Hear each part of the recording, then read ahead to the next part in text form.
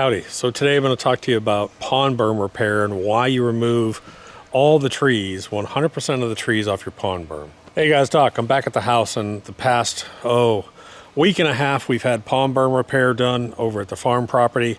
All the trees need to be taken off your pond berm, and let me explain why. I'm going to use a horrible example here, but let's just take a look at this hardwood tree.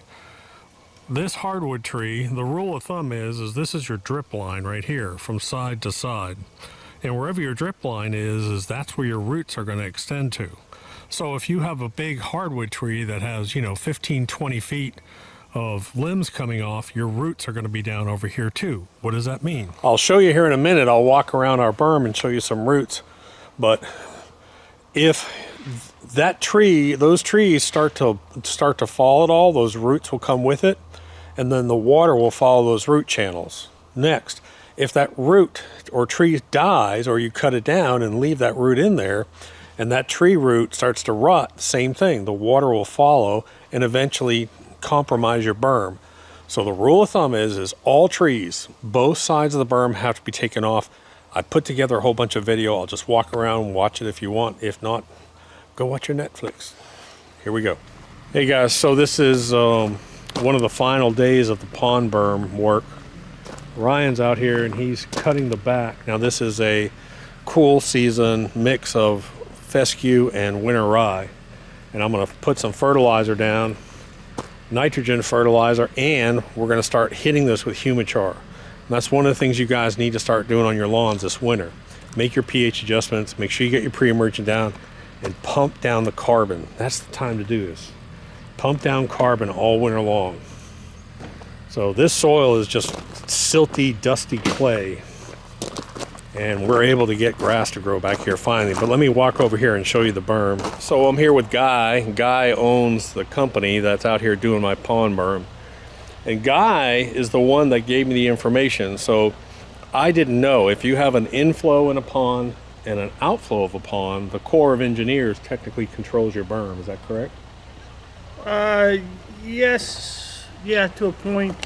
So mainly it has to do with the state waters. Gotcha. So if it's just like a farm pond that has runoff going into it without a pipe going out of it, then it's more of an exempt pond. Whereas if it's in like a creek channel or there's actually flowing water all year round, then that would be in state waters. Okay. But all dams, no matter how big or small, are under the Army Corps of Engineers. Okay, so that's interesting. I didn't know that. And then you, one of the things that I was talking about, but you are certified by the state of Georgia to actually work on berms. Is that correct? Or how does that work? So there's really no certification on the building. Right. What it is you have to have certain insurances. Gotcha. To be able to work in these locations. Gotcha. And to maintain that, one thing that we were talking about, you have to remove trees from both sides of the berms, basically. Yeah, no woody vegetation on the dam at all. None at all. And that's what we were talking about. A lot of people have some trees, and it's like, dude, we need to get them off. Now, these trees are old, and I was talking to the guy running the dozer yesterday, and he said, normally I could just push trees off berms like crazy. He said, I'm having to dig almost all these big trees out. And he said, that berm is really hard. Now, is that good? Yeah, I mean, it's been there a long time, so it's had a good bit of time to settle in, as well as, it does look like they did good compaction on the dam. Yeah. So that's a good thing. And we've been going through, quite a few weeks of drought. They call it, sort of a drought. Yeah, so the ground's bad. The ground's really dry, and so it doesn't have very much moisture in it for give. And these sweet gum trees that are growing out there, they're in there good. So basically, what he'll do is they basically come out and you're digging out all that root system that's going into that berm as you go through. And then you'll go back and you'll take dirt from that back area and then level out that berm and look at it and make sure that we don't have any leaks or problems in the future. But all those trees, I mean, it's got to be 100 trees back there. Yeah, there's a lot of trees. Generally what we do on dams is we look at the branch structure of the tree, how far the branches are actually hanging out. and they call that the drip line of the tree, and that generally is about the distance that the roots go. Right. And so if you got branches hanging over your dam, then most likely you have roots growing through your dam. Right. And he mentioned that before, that last time he was out, that, you know, if you take a look at a tree, and the width of the tree is generally the width of your roots. That's right. Yes. It's kind of the point that he was making. So they're out here. How long do you think? So you guys were out here working yesterday. How long do you think that berm will take to do? We'll probably have the rest of the trees off today, and then that's where we'll start going back and reshaping the So probably actual another 2 dam days? itself. Yeah. Yes, sir. Yeah. About Probably 2 another more 2 days. And that's it. So that berm will be done. We already had the pipe replaced on it. That was bad when we first got here. And now we get all the trees off of it, and then hopefully we get some friggin' rain in here, because man, it's been like 9 weeks since we've had any significant rainfall here. Yes, sir. Yeah. I've measured it, and I've had a 0.6 event, 0.6, and a 0.4 event over 9 weeks. Yes, sir. Yeah. And you can tell that pond is down. Yeah. I mean, yeah. it's really down. It's still doing good though. Yeah. There's a lot of them out there that are a lot lower from the lack of rain. Yeah, and that's partially due to the fact that we've got a spring now. My little spring over here on this side is still running. I mean, Yes, it's sir. still running. So thank goodness. Now we do use, and we've reduced it, we use some of this pond water to irrigate the fields, and I've got the only green fields around for probably 50 miles for deer. I mean, last night I pulled my camera up there, Yes, sir. and I can live view it, and there's 40 deer in the fields up Wow. here. Nice. Just out there just eating. It's just crazy. Matter of fact, your guys were still down here cleaning up, and the deer were coming out in the fields. That's how much they want to get out in these green fields up here. But we're really limiting and reducing what we're pulling out of this pond to irrigate up there, because we're trying to be gentle with it. So, you know, it's funny. Guys' crew is, I got to tell you, you guys are hardworking guys. Thanks. All my other guys, all my carpenters and framers, they get here about 9, 10, and they leave like at 3, 4. Their guys are here at like 8 a.m. and it's getting dark and I can still hear equipment out here running. I mean, you guys work hard, but this is a good example. This is a small one, actually. This isn't even a big one. Stand next to that thing so they can, because you can't get a perspective until you stand next to it. Look at that thing. That's what we're pulling off here. That's the kind of root system that we're pulling off here. And that root system keeps going and keeps going, you know. But that's not even one of the big trees. So they're firing up, they're getting ready. I'm gonna leave Guy alone, let him do his crap, get this place cleared up. But I'm gonna go look at that back edge while I'm out here. I was talking on camera yesterday, and the one thing I've learned, because I've run excavators and dozers a little bit, Yes, sir.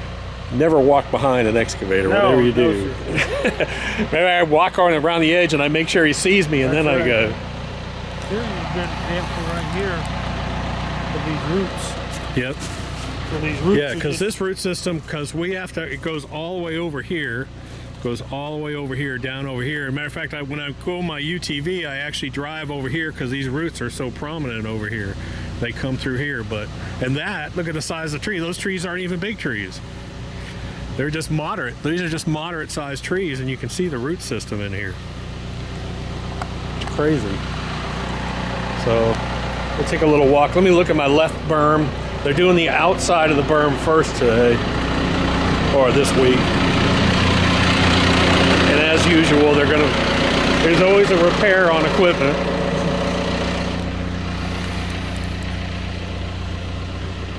Man, that one tree, let me turn this. There's one tree down here. Ryan and I were working on our pump shed up here, and they pushed that big tree down up here. We're like, oh, we felt it way up there. We felt that tree fall up there. Yeah, they got a lot of mass to them. I call that tree Old Man. Oh, That yeah. one right there. That one's very cool. It's been through a lot. You can tell, you talk about battle scars on that tree. Yes, it looks like that one's probably died 2 or 3 times maybe. It's holding on barely. This is what I'm talking about. We call this tree Old Man. And that thing's like 3 feet across at the base. And it's just the coolest looking old tree. I mean, just battle scar after battle scar on that thing. So everyone keeps saying to me, Doc, you have all this firewood and lumber. And I'm like, dude, I don't need any more trees. I'm so tired of trees. So the last thing, and I know he is too, it's like, get these things off the property. Here's one of these root balls. Look at this thing. This is the tree that fell, that shook. I think this is it. This thing is fun. Go stand next to there. This isn't crazy. Look at this. Look at the size of this thing. That is amazing right there. Truly amazing. And it was over here and they pushed that down here, and I'm telling you, the ground shook up here when they did it. So what you'll do is, if you need dirt, you're going to come back over in this area or down over in here somewhere and pull dirt to come up. Yes, sir. So we'll come up there in this virgin ground area away from the dam. Right. And then we'll actually bring the soil from over there back on the dam. Okay. We won't excavate any around the dam, just because this is already a non-virgin structure. So we want to get it from a virgin area to put back on here. Gotcha. Virgin dirt. First time I've had virgin dirt. Interesting though. This is going to really open this up, man. It's going to be crazy looking when they get that other side. Oh, my digital friend here. It's a nice bucket.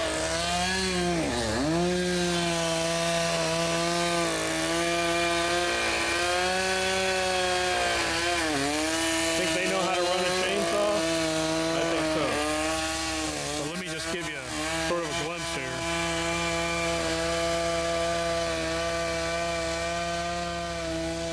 So all these trees are next.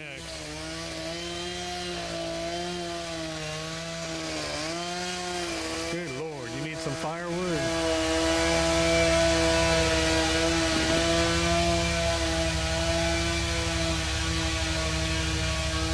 Morning.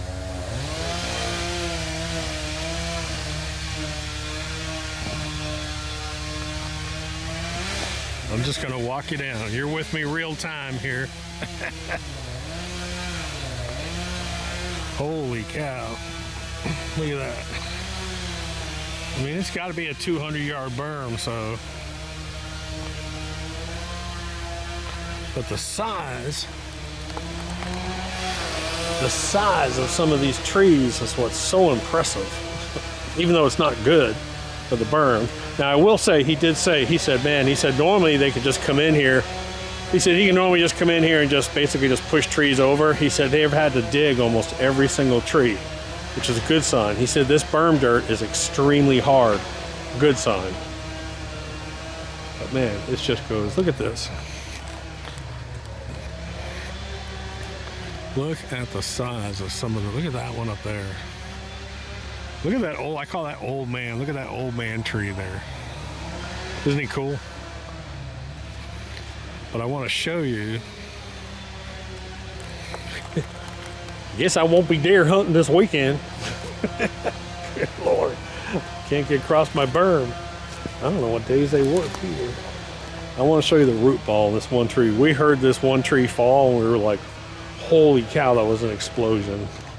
Look at the size of that tree. Oh my God. That root ball has to be, that's got to be 14 feet right there. Look at that. That thing, how the hell are they going to get that tree out of here?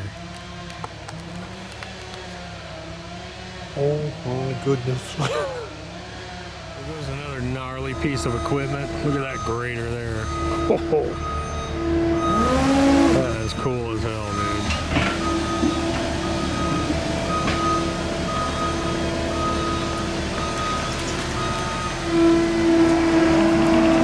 It's actually Sunday morning. It's overcast, it's drizzling, and I am so happy because tonight and tomorrow we have a rain event which is going to bring in 1.5 inches of rain.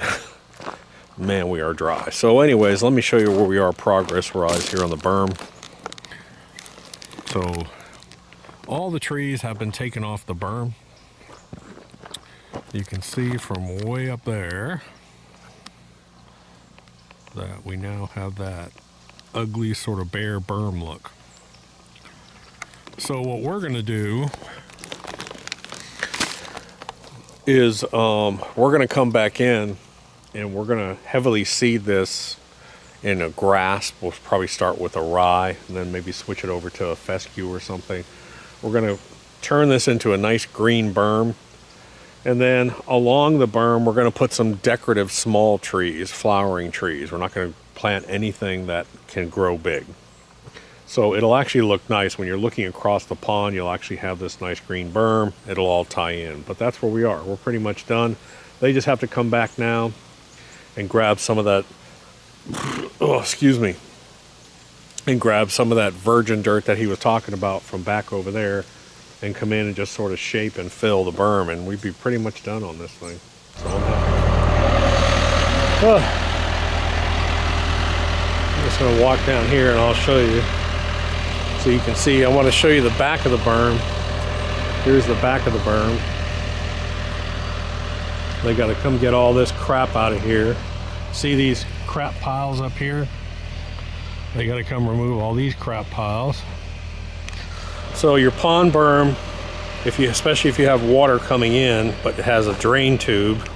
This is our new drain tube. It's a 14-inch PVC tube that runs under here and runs all the way 25, 30 feet back out the back there. And normally, because we're spring fed, normally this thing runs, that thing is draining on a constant basis. But you do have an emergency overflow on berms, in case you didn't know that, and it's a low area, it's a depression area where if there's a massive flood, the water will actually go out that emergency exit versus damaging your berm. So let me show you where that is. So you come along, so you can see how this is all the same level. And then she dips down a good 5-6 feet, probably right about here. So this is my emergency exit. If anything, if there ever was a flood, the water would actually flow out of here and flow down here. Morning. Final day of the pond berm. Boy, this looks different. Someone's going, how did that look so ugly? We're going to replant all this. We're going to seed it, make it turn green. It's going to be pretty, actually. But look at that. Is that crazy or what? So, there's your finished pond berm with probably 100 trees taken off of it. Man, tell you what, they got some skilled drivers here. This guy was on a skid steer working this area here. And then on this back area, same thing. There's some big drop-offs over there.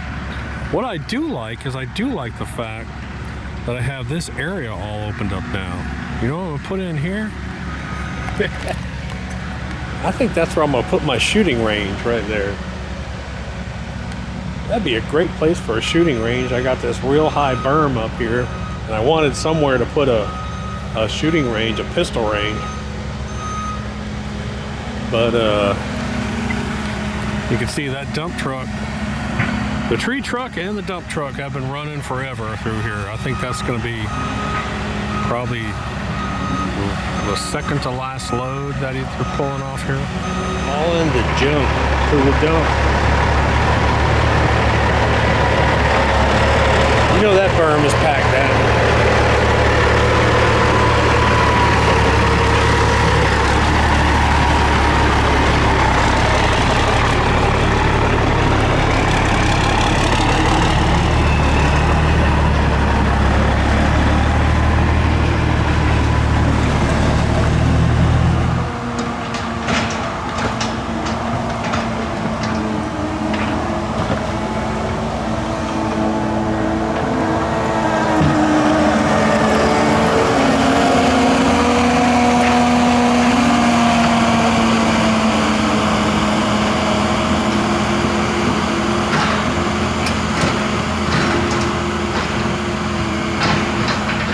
Hey guys, and that putting green still looks good, doesn't it? Anyways, tomorrow we have a 4-man crew, including myself, Ryan, John, and his friend. We're headed out there. We're going to take probably 30, 40 bales of wheat straw. I've got a ton of winter rye. I've got clover. I've got a little bit of fescue. We're going to just take that whole area and completely seed that whole area. And then what I'm going to do is I'll do a follow-up, and I'll show you what that berm looks like once all that starts to germinate. It's going to be really cool looking. The other thing that's really cool about that berm is we have deer walk along that, so we'll be sort of sitting in our sunroom this winter and looking out on that with that green grass out there. We'll have deer walking along it behind the pond. It's just going to be a really cool look. It's a little bit ugly right now, but man, once it gets all green and gets nice, I think it'll be really cool. So I'll do an update, hit that subscribe button so you can see that. And then tomorrow also, not tomorrow, Monday, we're going to go out and start hitting that backyard with some humichar to get some carbon down. We're just going to start pumping it down and pumping it down. Doc.